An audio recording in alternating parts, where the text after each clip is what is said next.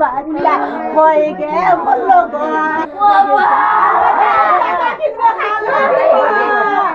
অস্ত্র উদ্ধার করা হয় না, তবে তার মেয়ের গলায় গভীর ক্ষতর চিহ্ন রয়েছে, পুরা আপনার প্রায় 1 ইঞ্চির মতো গভীর রয়েছে।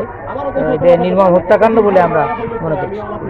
জানতে পেরেছি কালকে রাত 12টার সময় তারা বাইরের থেকে একসাথে বেরিয়ে ঘরে এসেছেন এবং তাদের এখানে যারা আছেন তারা সবাই তার আত্মীয় স্বজন এবং তাদের এক আত্মীয় এখানে ছিলেন, এই ঘরেই ছিলেন, গল্প করেছেন, রাত্রে খাওয়া দাওয়া করেছেন। তিনি সকাল 7টার দিকে বেরিয়েও গেছেন। তবে আমরা আশা করছি তিনি আসলে আমরা তাকে পেলেই আমরা বিস্তারিত আমরা জানতে পারবো, জিজ্ঞাসাবাদ করবো বিস্তারিত। আমরা 12টা 45 সময় মোবাইল ফোনের মাধ্যমে আত্মীয় স্বজনের মাধ্যমে সংবাদ পেয়ে আমরা ঘটনাস্থলে এসে আমরা বিছানার উপর এই ভিকটিমের আপনার লাশ গলাকাটা অবস্থায়, মর্মান্তিক হত্যাকাণ্ড বলে আমরা মনে করছি, গলাকাটা অবস্থায় আমরা পেয়েছি। তো আমাদের কার্যক্রম চলছে, আমরা ক্রাইম সিনকে আমরা কর্ডন করেছি। এখানে সিআইডি টিম, পিবিআই সহ আমাদের সিলেট মেট্রোপলিটন পুলিশ আমরা একযোগে আমরা কাজ করছি।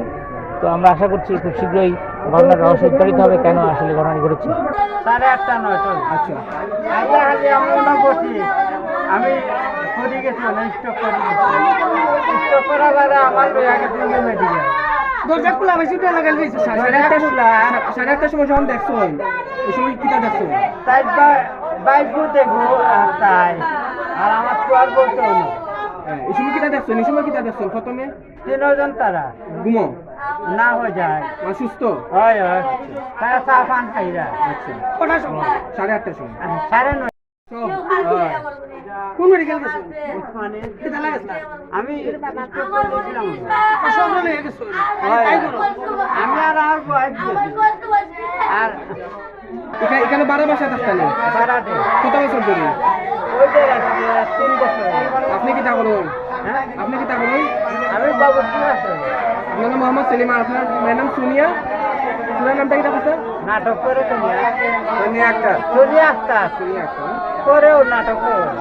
ঘটনা ঘটছে বা আমি জানি না, আমরা বাসা নবাব রোড, আমরা কখন ফোন পাইয়া দৌড়ে আইছি। আয়া কোনো ধরে দেখছি না। ভাই আছে। আমি সকালে গেছিলাম কি গাড়ি ভাড়া গেছিলাম বড় বড়